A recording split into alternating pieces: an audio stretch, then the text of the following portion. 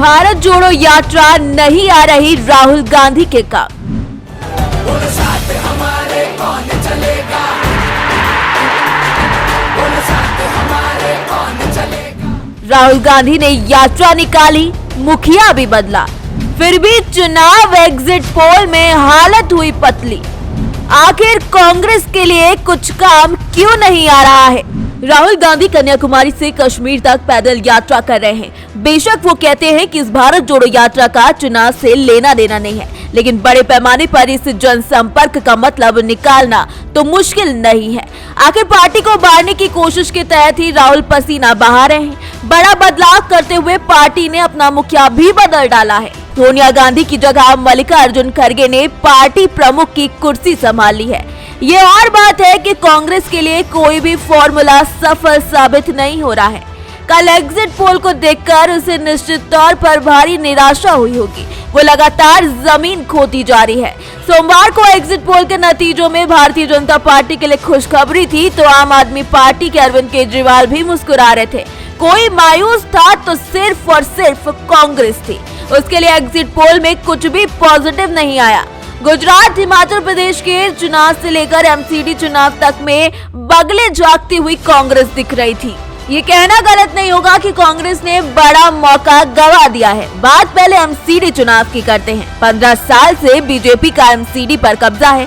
दिल्ली विधानसभा में आप 2014 से पावर में है। ऐसे में इन दोनों के खिलाफ सत्ता विरोधी लहर का कांग्रेस चुनाव में फायदा उठा सकती थी। ये और बात है कि ऐसा होता बिल्कुल भी नहीं दिखा। तमाम एग्जिट पोल में कांग्रेस की हालत पतली ही दिख रही है। ज्यादातर एग्जिट पोल में कांग्रेस को 250 में से 10 से भी कम सीटें मिल रही हैं। सीट बढ़ना तो दूर, उसका वोट प्रतिशत भी लगातार कम होता जा रहा है। एग्जिट पोल्स की माने तो राजधानी के तमाम इलाकों में उसका वोट शेयर एकदम घटा हुआ है। इसके अलावा आम आदमी पार्टी का इसको सबसे ज्यादा फायदा मिला है। अलग अलग एग्जिट पोल में उसे एमसीडी चुनाव में 186 से 175 सीट तक पाते दिखाया गया है। गुजरात में भी कांग्रेस के पास मौका था। बीजेपी राज्य में 27 साल से सत्ता में काबिज है। राहुल गांधी प्रधानमंत्री मोदी के घर में यात्रा भी लेकर गए, रैलियां भी की, लेकिन इसका कुछ फायदा नहीं हुआ। एग्जिट पोल के आंकड़ों में बीजेपी शानदार जीत दर्ज करते दिखाई दे रही है। सबसे दिलचस्प यह है कि राज्य में नई नवेली आप कांग्रेस का वोट खाकर अपनी दमदार मौजूदगी दर्ज कराने में सफल होती दिख रही है। कई एजेंसियों ने आपको 20% वोट मिलने की भविष्यवाणी की है, जिसमें 15% कांग्रेस और 3.5% बीजेपी से गया है। सर्वे में आप भले ही सीट में बदल नहीं पा रही हो, लेकिन ये अरविंद केजरीवाल को उत्साहित जरूर करेगा। 182 सीट वाली गुजरात विधानसभा में अलग अलग एग्जिट पोल में बीजेपी को 117 में से 151 सीट तक दी गई हैं। बस इस तरीके से गुजरात में सत्ता विरोधी लहर की अटकलें धरी की धरी रह गई हैं। बेशक नतीजे 8 दिसंबर को आने वाले हैं, लेकिन ये साफ है कि गुजरात में कांग्रेस की वापसी का तो कोई चांस नहीं है। वहीं अगर बात हिमाचल प्रदेश में करें तो हिमाचल प्रदेश में एक ट्रेंड रहा है। सत्ताधारी पार्टी चुनाव नहीं जीतती है, लेकिन इस बार मैच फंस गया है। तमाम एग्जिट पोल्स में सत्ता में काबिज बीजेपी और कांग्रेस की टक्कर दिखाई दे रही है। ये तब है जब बीजेपी के खिलाफ सत्ता विरोधी लहर है, साथ ही पार्टी की राज्य इकाई में लीडरशिप क्राइसिस है।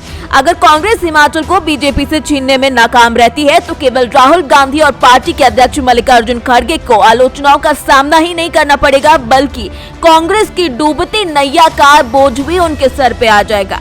पार्टी की वरिष्ठ नेता प्रियंका गांधी वाड्रा ने भी पहाड़ी राज्य में व्यापक प्रचार किया था। शायद कांग्रेस थोड़ा और जोर लगाती तो वो आसानी से अपनी हवा का रुख मोड़ सकती थी, जैसा कि राज्य में ट्रेंड रहा है। 68 सीट वाली हिमाचल विधानसभा में बीजेपी को 24 में से 40 सीट दी गई है। कांग्रेस को भी 27 में से 40 सीट पाते दिखाया गया है, लेकिन नतीजे ही बताएंगे कि आखिर आगे का रुख क्या होगा। फिलहाल अगर बात कांग्रेस की करें तो कांग्रेस पूरी तरीके से इस वक्त वीक नजर आ रही है। एक और भारत जोड़ो यात्रा की वाहवाही की जा रही है और झूठी हवा फैलाई जा रही है कि भारत जोड़ो यात्रा में बड़े बड़े लोगों ने शामिल होकर उसे अपनी सहमति दी है। वहीं दूसरी तरफ अगर धरातल पर देखा जाए तो भारत जोड़ो यात्रा अपने पीछे कोई भी असर छोड़कर नहीं जा रही है।